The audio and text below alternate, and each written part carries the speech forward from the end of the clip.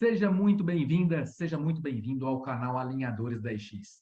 Aqui nós discutimos as estratégias para você fechar cada vez mais alinhadores. Eu sou Ronaldo Leandro Esteves e o episódio de hoje é o poder de delegar tarefas para ter sucesso com alinhadores. Esse tema é sobre conseguir ter mais qualidade e crescer na carreira usando a delegação de tarefas. Agora eu vou falar o que não é esse tema. Não é sobre biomecânica, não é sobre técnicas e softwares. Eu vou falar o que é delegação humanizada. Por que aprender a delegar tarefas é importante? Quais os benefícios e como você organiza tudo isso? Vamos lá? Todos nós, profissionais liberais, principalmente da área de saúde, temos uma dificuldade muito grande em delegar tarefas. Temos essa dificuldade de delegar tarefas. E delegar é o poder. Hoje é sobre aprender a aumentar a sua performance e colocar a sua energia onde você é realmente útil, para que você não fique desperdiçando energia fazendo coisas que você não precisa fazer, coisas que são delegáveis, que você pode dar oportunidade para outras pessoas, mas tem técnica para você poder fazer isso. Hoje, no seu consultório, se você trabalha com alinhadores em office, você tem que escanear, se você tem scanner, se você não tem, encaminhar para um centro fazer a documentação com escaneamento. Você tem que planejar, você tem que escanear, você tem que planejar, você tem que imprimir, você tem que estampar os alinhadores, você tem que cortar os alinhadores, embalá-los, esterilizá-los, além de fazer a entrega para o paciente. Se você tem uma estrutura menor, onde que você contrata uma empresa para poder fazer os seus alinhadores, então você também pode usufruir do poder da delegação, você pode usufruir do poder da delegação, fazendo com que você tenha um rendimento muito maior. Enfim, a delegação é importante em qualquer atividade odontológica. No nosso ponto aqui é sobre alinhadores. Então, tudo que eu vou falar, eu vou dar exemplos de alinhadores, mas você pode puxar para qualquer ponto da odontologia ou talvez até de outras áreas. Ok? Tudo bem? Este tema, essa palestra de hoje está baseada nesse tema desse livro que é O Poder de Delegar. Livro de Donna M. Janet, um livro pequeno, curto, simples, mas que ele veio muito a calhar com 5 anos de experiência fazendo delegação de tarefas. Ele veio muito a calhar com 20 anos de experiência treinando equipes e fazendo delegação de tarefas. Então, eu vou seguir a metodologia dele, mas eu vou dar exemplos nossos aqui do consultório, exemplos do que a gente vive na prática de coisas que já aconteceram, ok? Vamos lá. Eu fiz uma pesquisa recentemente com dentistas, fiz várias perguntas e uma delas era sobre delegação de tarefas. E uma resposta me chamou muito a atenção, que eu não delego porque ninguém faz as coisas como eu faço. E isso é verdade.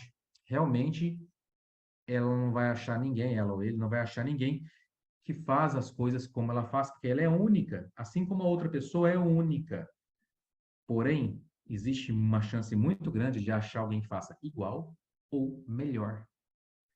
Como ela faz, não. Com pequenos detalhes de diferença para melhor ou pior, mas com grandes chances de ser melhor. E está nas mãos de quem vai treinar a pessoa, o liderado, a equipe, para poder realmente fazer o melhor. Como eu disse, então, este é o livro que originou, deu uma ordenação à palestra, que deu ordenação, mas ela é fruto de uma experiência de 20 anos. Então, o seu mundo sem uma delegação de tarefas. Como que é o seu mundo sem a delegação de tarefas? Com sobrecarga de trabalho, uma péssima qualidade de vida, baixa performance pessoal e da equipe, com problemas mentais, problemas psicológicos, problemas familiares e, para não dizer, financeiros, porque você não consegue atingir sua alta performance com sobrecarga. Com sobrecarga de serviço, você não atinge o máximo da sua velocidade, o máximo da sua produção, o máximo da sua qualidade de vida, você não dá atenção para os seus filhos, para a sua família, para você mesmo, você não tem tempo para ir na academia, para cuidar de você. Talvez nem para ir ao médico. Diminuindo a sua performance em todos os setores da sua vida.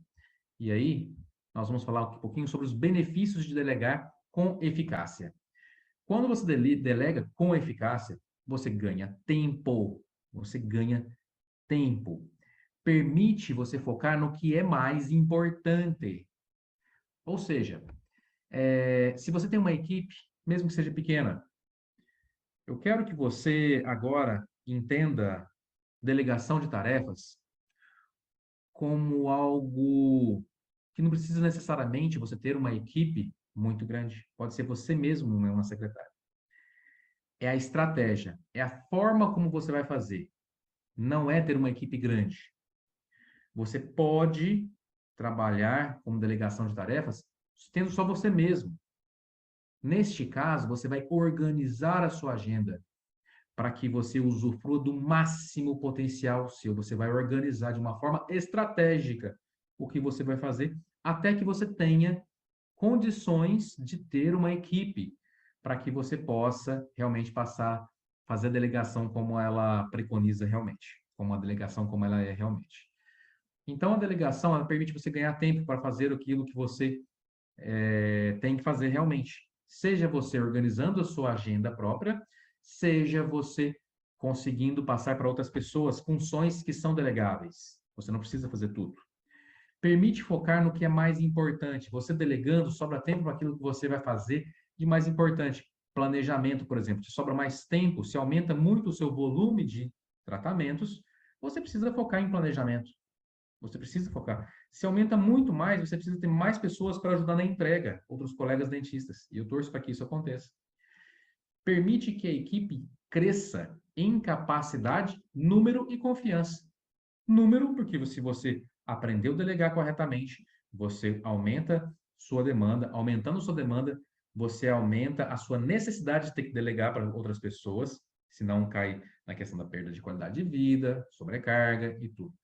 E você tem que confiar em você e nas pessoas. No seu poder, confiar no seu poder de poder treinar outras pessoas, na sua capacidade e na capacidade de outras pessoas. Confiança via de mão dupla. Confiança em você treinar e nas pessoas a receberem o seu treinamento. E capacidade sua de treinar e capacidade da pessoa de executar o que você treinou. Tem estratégia, nós vamos conversar sobre isso agora. Permite que o líder desenvolva, treine, oriente, organize a equipe. Você acaba se desenvolvendo cada vez mais em relações humanas. E as pessoas também estão recebendo benefícios treinando uma nova habilidade que você está passando. Cria oportunidades de reconhecimento para você como líder e para os seus liderados, para a sua equipe como, como executores de algo, de uma habilidade que essas pessoas não tinham antes. Executores de uma habilidade que eles não tinham antes. Permite fazer um levantamento de baixos desempenhos. Você vai ver, tem uma estratégia para que você faça isso. Nós vamos analisar. E assegura resultados positivos. A delegação com eficácia e estratégica consegue fazer com que você tenha resultados muito positivos. Hoje eu vivo isso na pele, em meu consultório. E eu quero conversar com vocês sobre o primeiro ponto. O primeiro ponto. No primeiro ponto, você tem que definir para você mesmo, vou definir para você mesma, para você mesmo, cada tarefa que você vai delegar. Cada passo, seja a parte de inserção dos modelos no software de alinhadores. Sim, a parte de inserção dos modelos digitais, dos escaneamentos dentro do software, ela pode ser delegada. Ela pode ser delegada para uma pessoa técnica da área, para um auxiliar, para a sua secretária ou para um dentista. É uma parte delegável, desde que você treine, porque é um passo a passo de clica no botão, aperta o botão e o que tem que fazer. Essa é uma habilidade treinável e que você vai se surpreender. As pessoas poderão fazer ela melhor que você e mais rápido. E você ficar, sobrar mais tempo para fazer planejamentos. Então, você tem que definir e descrever claramente cada tarefa. Seja a inserção de modelos dentro do software, seja você a parte de impressão, que também pode ser delegado, desde que respeite o passo a passo. É um passo a passo. É um reconhecimento da máquina. A parte de cortar os alinhadores, estampar os alinhadores, tudo isso, se você fizer explicando a razão, o porquê é delegável. Então, definir e descrever claramente cada tarefa. Como que é cada tarefa? Primeiro para você. Se não estiver claro para você, você não vai conseguir passar para as pessoas. tem que estar claro para você antes de passar para as pessoas. Você tem que ser específico. Tem que ir no detalhe, bem específico mesmo. Evidenciar o óbvio. Ser específico é evidenciar o óbvio, e eu falo muito isso com a nossa equipe nas reuniões. É necessário evidenciar o óbvio com os pacientes, é necessário evidenciar o óbvio com a equipe, e é necessário evidenciar o óbvio com a liderança. Pedir para que o membro da equipe repita a tarefa para você, a fim de assegurar que o que é esperado tenha sido compreendido na totalidade. Então, você tem que estar claro para você o primeiro ponto, ser específico e pedir, logo depois que você explanou o que você quer, que a pessoa repita, da forma como ela entendeu, que você vai mensurar. Se precisar fazer algum ajuste, se a pessoa não conseguiu falar corretamente, se houve um problema de entendimento, você ajusta ali. Pede para repetir de novo. Até que haja um entendimento como realmente tem que ser feita aquela delegação. Esse é o primeiro ponto, a primeira parte da escala para fazer uma delegação de tarefas consciente, uma delegação de tarefas que seja sustentável. O segundo ponto, pessoal, o segundo ponto, prepare-se com antecedência. Eu sempre falei e sempre falo, antecipe-se às possibilidades. Antigamente eu falava, antecipe-se aos problemas. Não, hoje, antecipe-se às possibilidades. O problema não é é um obstáculo, não é um problema. Antecipe-se às possibilidades. Quanto mais detalhada for a preparação para o trabalho, quanto mais for a dedicação, quanto mais você se debruçar, mais rápido esse trabalho vai ser realizado. E mais satisfeito você ficará quando esse trabalho estiver pronto. Imagina que você montou uma equipe, ou você tem uma pessoa, ou é você mesmo, e você organiza a sua agenda, ou você treina uma pessoa, treina duas, três, quatro, cinco, não importa. E você vê o sucesso daquelas pessoas felizes trabalhando uma nova habilidade, um novo desafio.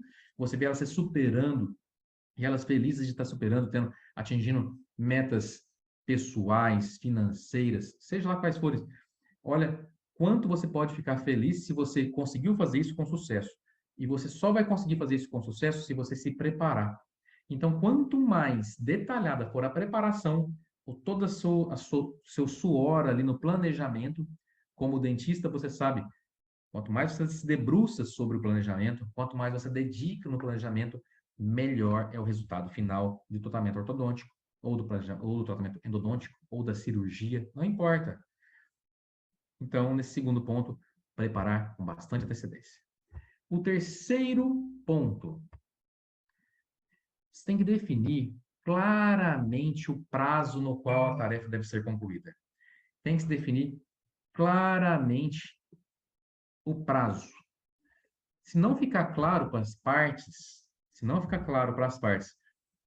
qual que é o prazo de entrega, qualquer prazo serve. Pode ser o ano que vem, se ele não entender a urgência daquilo, se ele não entender a urgência da entrega daquele serviço, da entrega daquele alinhador, daquela tarefa delegada, daquela impressão, daquela inserção dos modelos dentro do software para você fazer o planejamento, se isso não for entendido, o prazo no qual a tarefa deve ser concluída, as partes se confundem e pode gerar um problema, um ruído no relacionamento.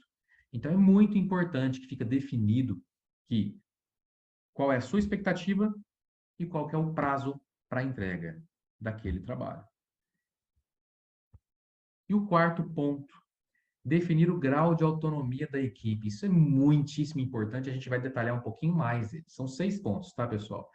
Definir o grau de autonomia da equipe ao delegar uma tarefa. Porque muitas vezes a equipe, ela quer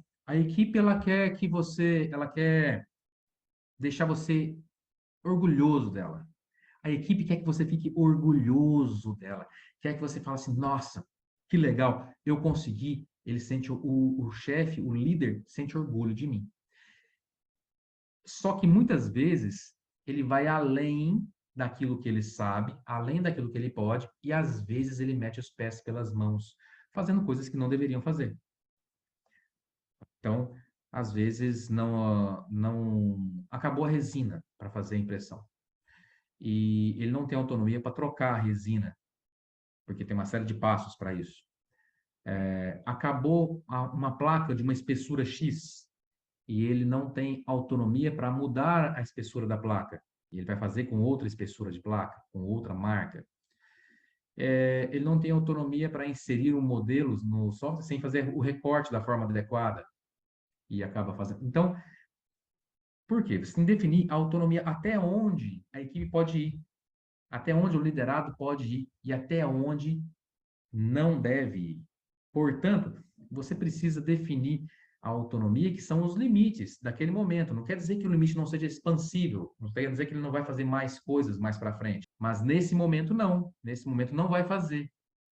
Então, cada etapa do treinamento tem o seu limite. Isso tem que ser muito bem entendido pelas partes.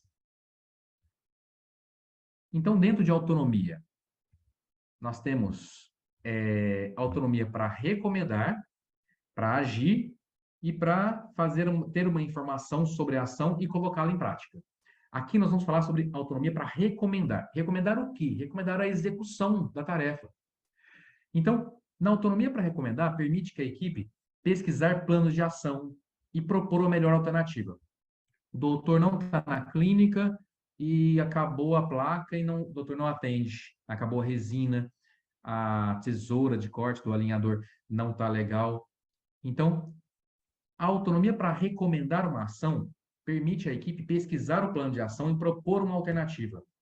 Atribui esse grau de autonomia quando precisa de informações antes de tomar uma decisão. Que informações?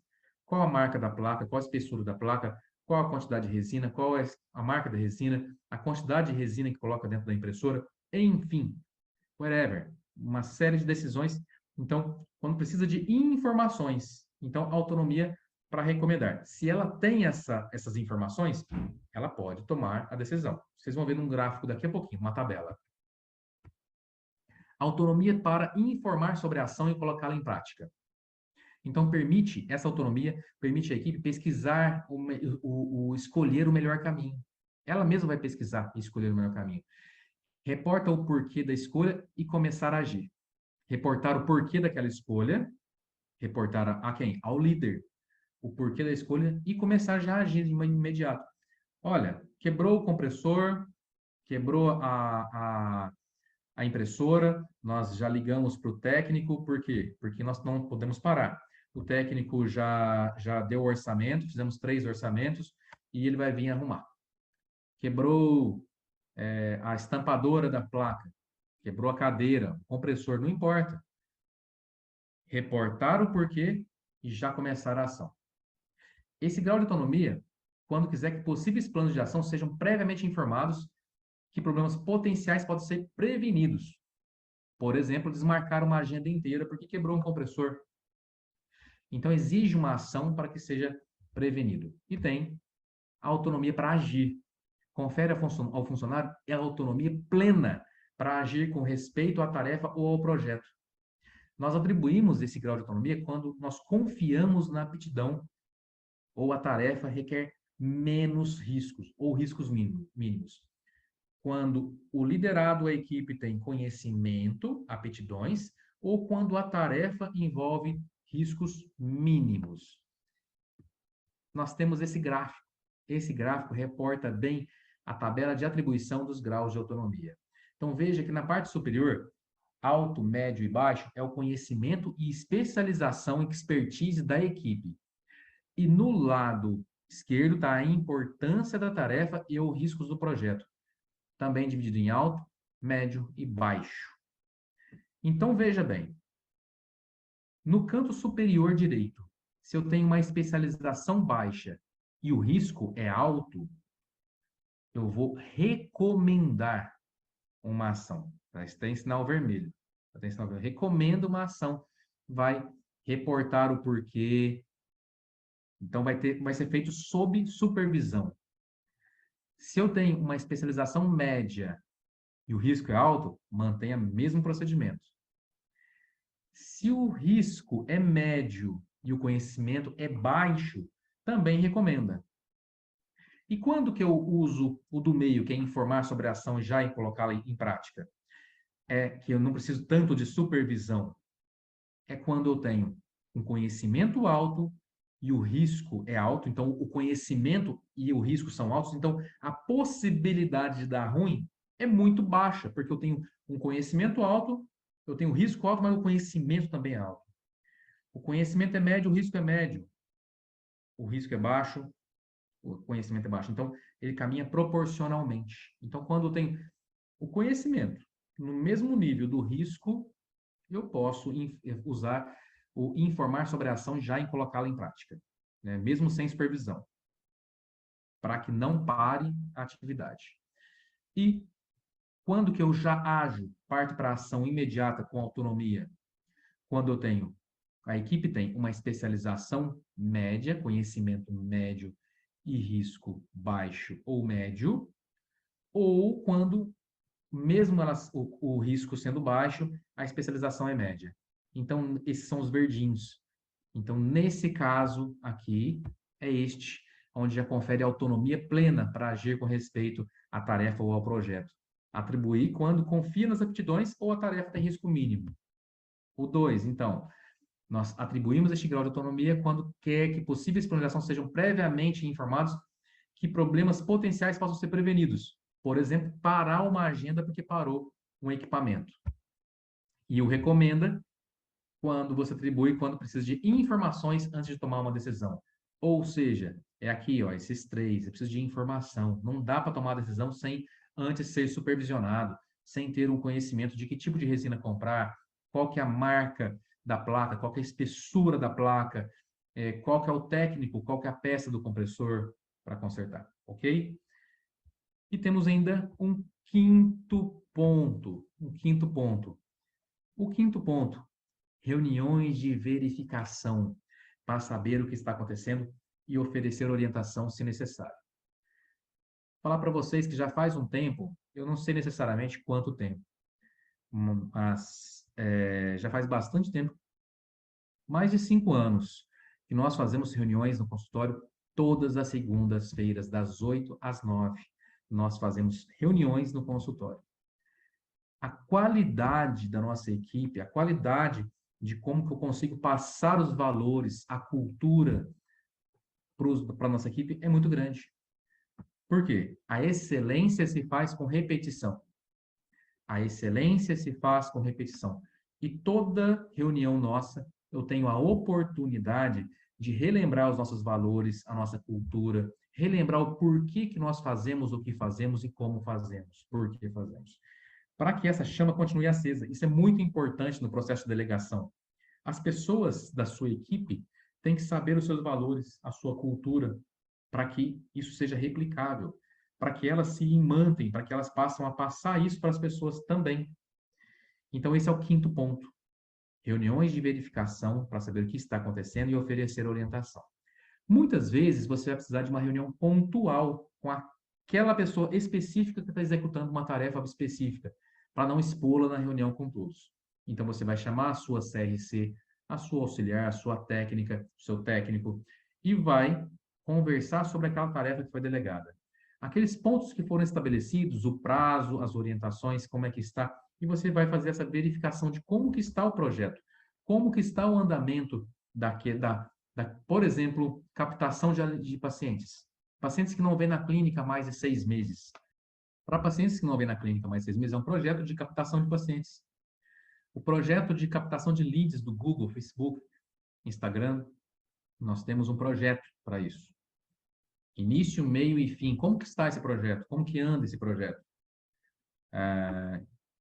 O projeto de assistir um curso para fazer uma atividade específica. Como que está esse projeto? Você vai sentar com essas pessoas e vai avaliar, aferir como é que está esse projeto. E o sexto ponto, concluir o processo com uma recapitulação das etapas do trabalho, para discutir o que deu certo, o que poderia ser aprimorado e o que foi aprendido. Então, dentro do sexto ponto, eu tenho 3 subpontos. Você conclui o processo e faz uma recapitulação dessas etapas. O que deu certo? O que deu bom? O que aconteceu? O que poderia ser melhorado, aprimorado? Esse ponto que é tão positivo que a gente pode melhorar ele mais ainda, que atinja a máxima potência dele. E o que nós aprendemos? Com o que deu certo, com o que deu errado e com o que pode ser aprimorado. Ok? O que deu certo é muito bom colocar energia no que deu certo. Muito importante, porque é ali que você vai fazer crescer a cereja do bolo. O que não deu muito certo, nós temos que aprimorar e conversar com maturidade, sem caça às bruxas, sem apontar dedo em ninguém. Isso é muito importante para você criar uma relação de confiança. Quando todos olham para o mesmo ponto, quando todos estão olhando realmente para o melhor da empresa, todos, deixa esses milindres aqui. Já está pegando no meu pé, tá correndo atrás de mim, tá querendo que eu vá embora. Esses milindrezinhos aqui saem. Então, é muito importante que você faça essa recapitulação, ok? Vamos lá. É muito importante fazer essa recapitulação para delinear, para desenhar as áreas com desempenho abaixo do esperado e deixar claras as expectativas e sugestões de melhorias. Quando você faz isso, você está evidenciando o óbvio. Você está evidenciando o óbvio e é muito importante evidenciar o óbvio. Porque agora você está fazendo com elementos práticos do resultado daquilo que aconteceu da delegação da tarefa. É preciso, então, fazer esse desenho, esse mapa, para que fique claro para as pessoas quais são as causas desse desempenho não ter saído tão bom. E daí, adivinha alguns insights, que nós costumamos ser muito receptivos a situações novas e mais difíceis se primeiro tivermos obtido êxito em outras menores mais simples. Insights. Costumamos ser receptivos a situações novas e mais difíceis se primeiro tivermos obtido êxito em outras menores e mais simples. Ou seja, pega aquelas tarefas grandes, divide em menores e cada vez menor, pega aquelas menores e menores ainda, até chegar numa mínima parcela de atividade que seja fácil para a pessoa fazer. Isso é o processo de delegação. Todo mundo é capaz de receber uma atividade de delegação de tarefas. Todo mundo é capaz. Só que, e você se beneficiar disso, só que você tem que ter estratégia. Não adianta pegar já de cara, assim, insere este modelo no software de alinhador. Faça essa impressão. Não. Você vai pegar a inserção do modelo no software, pegar a impressão 3D e dividir em subtarefas. Cada subtarefa dessa, dividir em mais subtarefas e criar um procedimento operacional padrão, um POP. E aí vai ficar fácil, vai ficar mais aceitável. Então, ninguém vai conseguir engolir aquela quantidade de feijão que não conseguiu comer em um mês, que não comeu em um mês. Ok? Outro insight. Quando um liderado ou a sua equipe tiver concluído qualquer trabalho que você tenha delegado, sempre faça a recapitulação completa, porque você vai reviver o processo após ter concluído e fazer com que ele, o liderado, olhe com olhos de observador, olhe de cima. Então, quando você faz essa recapitulação completa, é importante porque a pessoa vai olhar de cima aquilo que ela mesma fez.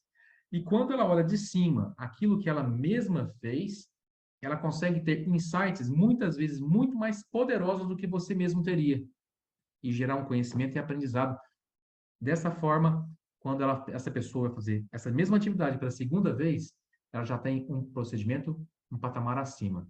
Ela já está um patamar acima para poder realmente atingir o objetivo de delegação plena e ter uma autonomia plena na sua empresa, no seu consultório. Um outro insight: o que foi bem sucedido? O que poderia ser melhorado e o que nós aprendemos? Isso tem que ser reforçado. Você tem que pedir a impressão do liderado da equipe sobre cada ponto desse acima. Você tem que pedir a impressão dele sobre o que ele acha que foi bem sucedido, o que ele acha que poderia ser melhorado. Após olhar de cima, ele vai falar o que foi bem sucedido, o que poderia ser melhorado e o que nós aprendemos. Depois que ele falar, você emite a sua opinião. Depois que ele falar, você emite, se for necessário. Você vai se surpreender. Pode ter certeza que você vai se surpreender. E eu tenho, desses 6 pontos, eu tenho 4 pontos que são inegociáveis. Não tem como deixar de fazer. Você combinar no começo Quais os resultados desejados para o projeto? X, Y, Z, não importa. Qual o tempo que você espera para a conclusão desse projeto? Qual é o grau de autonomia que você pode dar? E os pontos de avaliação que vão ser combinados, que você vai mostrar para eles depois. Então, ele já sabe que ele vai ser avaliado no final. Ele sabe até onde ele pode ir, porque se você combinou a autonomia, ele conhece o tempo de conclusão daquele projeto e os resultados que são esperados. Ou seja, corre o risco mínimo dos dois lados se desapontarem, mínimo. E nós vamos repassar aqui os 6 passos, então, para delegar com eficácia. Você preparar previamente. Lembra? Quanto mais você se debruça sobre a preparação, maior a chance de sucesso. Definir, ter clareza, você mesmo ter clareza da tarefa a ser realizada antes de passar. Ser específico. Pedir para que a pessoa que está delegando para repetir as informações, para você mensurar, medir, se a pessoa entendeu, se houve entendimento. Porém, se você viu que não houve o entendimento, você deve explicar novamente de uma outra forma e pedir para repetir. Até que haja entendimento. Até que haja entendimento. É uma dica simples e que tem dado muito certo na minha clínica. E estabelecer claramente o prazo para a execução da tarefa. Estabelecer claramente o prazo e definir o grau de autonomia. Então, são esses 4 primeiros. E da tarefa de autonomia, você tem o nível 1, 2 e 3. No nível 1, autonomia para recomendar, ou seja, recomendo, mas ainda não aciono, porque eu preciso de informações. Nível 2, autonomia para informar sobre a ação e já colocá-la em prática. Ó, aconteceu isso e eu já estou colocando em prática, estou resolvendo, porque você já tem informações para isso. E nível 3, autonomia para agir. Autonomia para agir é onde eu tenho ali o risco baixo ou médio com um autoconhecimento técnico ou médio. Ok?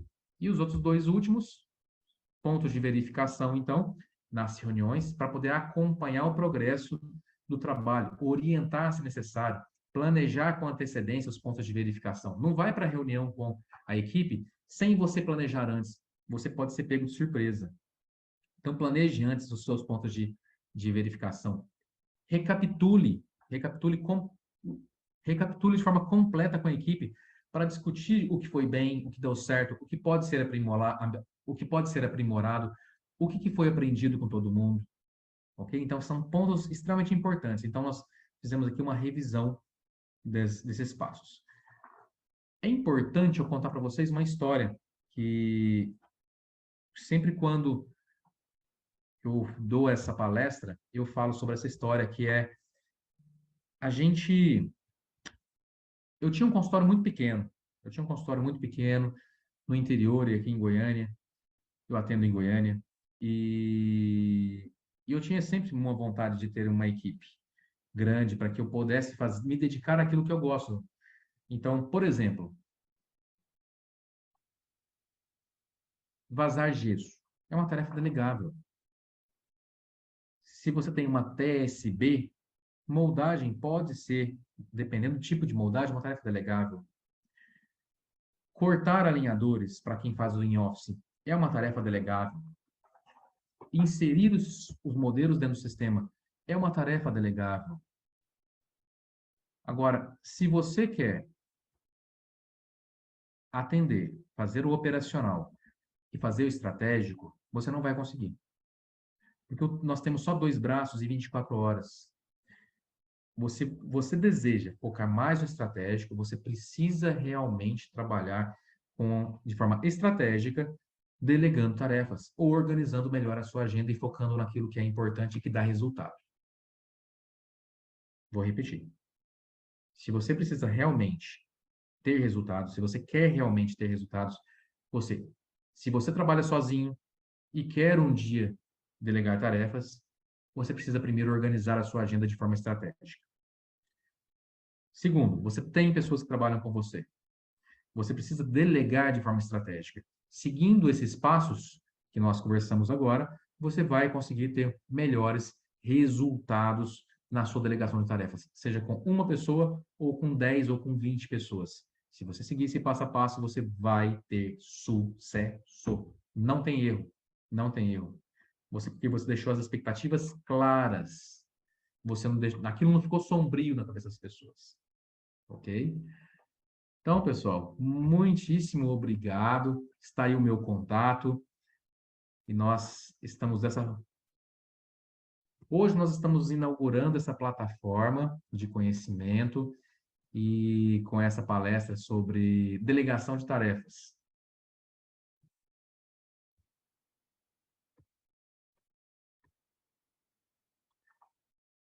Então, pessoal, hoje nós estamos inaugurando essa plataforma, que nós vamos passar bastante conhecimento para os colegas, compartilhar conhecimento. E hoje nosso tema foi sobre delegação de tarefas. Delegação de tarefas na clínica odontológica, especificamente para quem executa alinhadores. Muito mais conhecimento vai vir por aí. Muito obrigado. Um excelente dia para vocês.